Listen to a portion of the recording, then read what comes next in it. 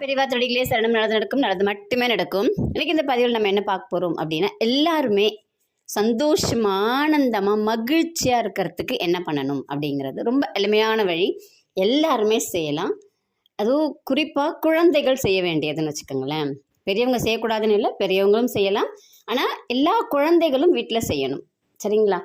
வீட்டில் குழந்தைகள் செய்ய செய்ய வீட்டில் எல்லாருமே சந்தோஷமாக இருப்பாங்க அப்படின்னு சொல்லிட்டு பெரியவா சொன்னவர். ஒரு நாள் பெரியவா மடத்தில் பக்தர்களுக்கு அல்பாளிச்சிட்டு இருக்காங்க.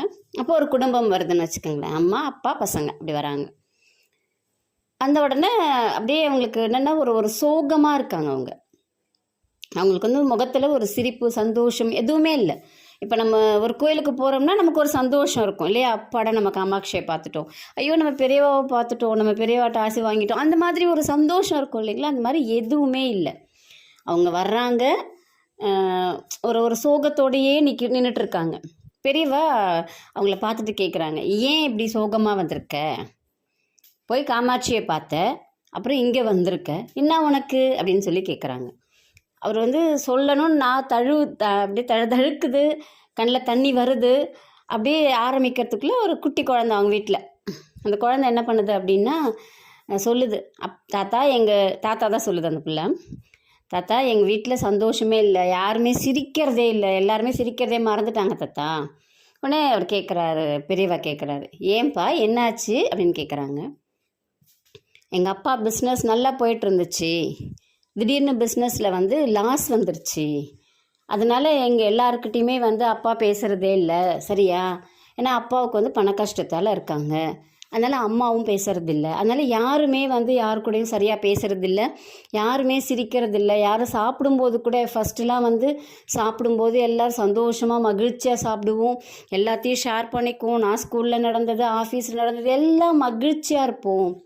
இப்போ அந்த மாதிரி எதுவுமே இல்லை தாத்தா எங்கள் வீட்டில் அப்படின்னு சொல்லிட்டு அந்த குழந்தை ரொம்ப ஒரு ஏக்கத்தோட, சின்ன பிள்ளைங்களுக்கு நடக்கலைன்னா எப்படி இருக்கும், ரொம்ப ஏக்கத்தோடு ஏங்கி போய் அந்த குழந்தை சொல்லுது.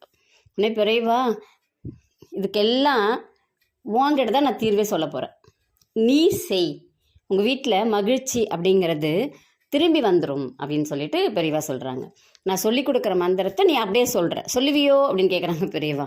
சொல்லுவேன் தாத்தா அப்படிங்குது அந்த குழந்தை. உடனே பெரியவா அந்த பிள்ளைக்கு ரொம்ப எளிமையான ஒரு வாசகம் தான் சொல்லித்தராங்க, மந்திரம் அப்படின்னு வச்சுக்கோங்களேன். ஓம் நமோ ஸ்ரீ வெங்கடேசாய நமக. ஓம் நமோ ஸ்ரீ வெங்கடேசாய நமக.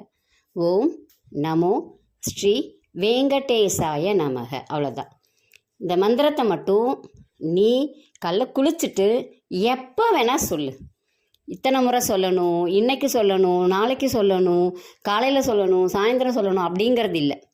குளிச்சுட்டு நீ சொல்லிக்கிட்டே இரு, இத்தனை எண்ணிக்கையில் சொல்லணும் அப்படிங்கிறதும் கணக்கு இல்லை அப்படின்னு சொல்லிட்டு அந்த குழந்தைக்கு சொல்கிறாங்க.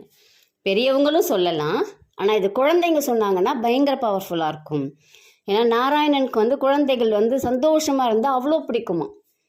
அவ்வளோ பிடிச்சதுன்னா அவங்க வீட்டுக்கு என்னென்ன வேணுமோ எல்லாத்தையும் கொடுத்துருவாராம். அப்போது குழந்தைகளை சொல்ல வைக்கணும் அப்படின்னு சொல்லிட்டு பெரியவா சொல்கிறாங்க. நம்ம எல்லார் வீட்லேயும் இருக்கக்கூடிய குழந்தைகளை இந்த மந்திரத்தை சொல்ல கற்றுக் கொடுப்போம், சொல்ல வைப்போம், நாராயணனை திருப்திப்படுத்துவோம்.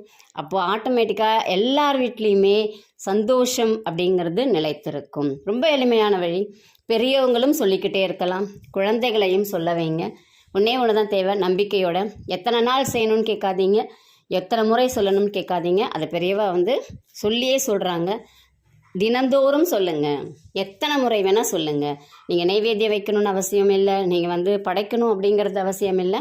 ரொம்ப எளிமையான வழி செய்து பலனடைங்கள். நன்றி, வணக்கம். நல்லதே நடக்கும்.